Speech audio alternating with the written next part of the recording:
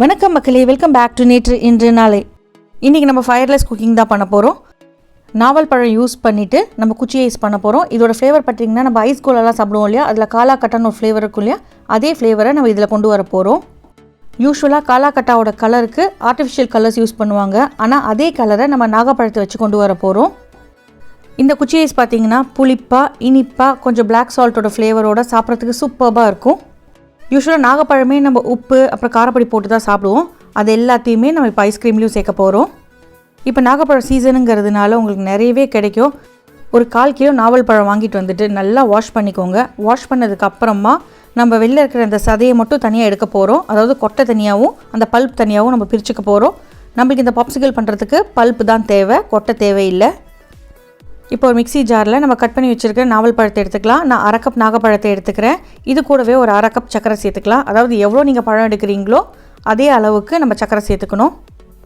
இது கூட 1 டீஸ்பூன் அளவுக்கு நல்லா வறுத்த ஜீரகப்பொடி, 1/4 டீஸ்பூனுக்கு பாதி அளவு சோம்பு பொடி சேர்த்துக்கலாம். அதாவது 1/8 டீஸ்பூன். அடுத்ததாக ஒரு 1 டீஸ்பூன் அளவுக்கு சாட் மசாலா சேர்த்துக்க போகிறோம். ஒரு 1/4 டீஸ்பூன் அளவுக்கு காலா நமக், அதாவது பிளாக் சால்ட்னு சொல்லுவோம் இல்லையா, அதை சேர்த்துக்கலாம்.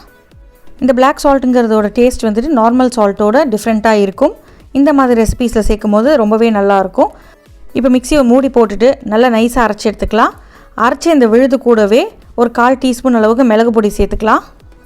மிளகு பொடியை ஃப்ரெஷ்ஷாக அரைக்கும் போது அதோட வாசனையும் டேஸ்ட்டுமே ரொம்ப நல்லாயிருக்கும். இந்த நாவல் பழத்தை இங்கிலீஷில் நம்ம ஜாவா ப்ளம்னு சொல்லுவோம், ஹிந்தியில் ஜாமுன்னு சொல்லுவோம். பெப்பருக்கு அடுத்ததாக ஒரு 1/8 டீஸ்பூன் அளவுக்கு சிவப்பு மிளகாய் பொடி சேர்த்துக்கலாம். அதாவது 1/4 டீஸ்பூன்லேயும் பாதி அளவு, ஒரு பெரிய சிட்டிகை அளவுக்கு வரும் அது. இப்போ இது எல்லாத்தையும் சேர்த்து நல்லா பிளெண்ட் பண்ணி எடுத்ததுக்கப்புறமா ஒரு பெரிய லெமனில் பாதி அளவுக்கு லெமனோட ஜூஸ் சேர்த்துக்க போகிறேன். நம்ம சேர்த்துருக்க சாட் மசாலாலையும் கொஞ்சம் புளிப்பு இருக்கும், அதனால தான் நான் பாதி லெமன் சேர்த்துக்கிறேன். நீங்கள் லைட்டாக எடுத்து டேஸ்ட் பண்ணி பாருங்கள். உங்களுக்கு புளிப்பு தன்மை வரலன்னா இன்னும் கொஞ்சம் ஜூஸ் எக்ஸ்ட்ராவாக சேர்த்துக்கோங்க. அடுத்ததாக இது கூட ஒரு 1/2 கப் அளவுக்கு தண்ணி சேர்த்துட்டு பிளெண்ட் பண்ணி எடுத்ததுக்கப்புறமா நம்ம இதை வடிகட்டிக்கலாம். உங்களால் எவ்வளோ ஸ்மூத்தாக பிளெண்ட் பண்ண முடியுமோ அவ்வளோ ஸ்மூத்தாக பிளெண்ட் பண்ணிக்கோங்க. 1/2 கப் தண்ணி அளவுங்கிறது நான் மிக்ஸி ஜார் வாஷ் பண்ணுற தண்ணியும் சேர்த்து தான் சொல்கிறேன். அப்புறம் நீங்கள் ரொம்ப தண்ணி சேர்த்துட்டிங்கன்னா உங்களுக்கு சர்க்கரையோட அளவு போதாமல் போயிடும். இந்த நாகப்பழத்தில் பார்த்தீங்கன்னா கால்சியம், ஃபாஸ்பரஸ், ஆன்டி ஆக்சிடென்ட், ஃப்ளேவனாய்ட்ஸ்லாம் நிறைய இருக்குது. டயபிட்டிஸ்க்கும் ரொம்ப நல்லது. ஆனால் ரொம்பவும் ஜாஸ்தி சாப்பிடக்கூடாது, ஒரு மாட்ரேஷனில் சாப்பிட்டுக்கோங்க. பெரும்பாலும் இதை சம்மரில் சாப்பிட்றது ரொம்பவே நல்லது.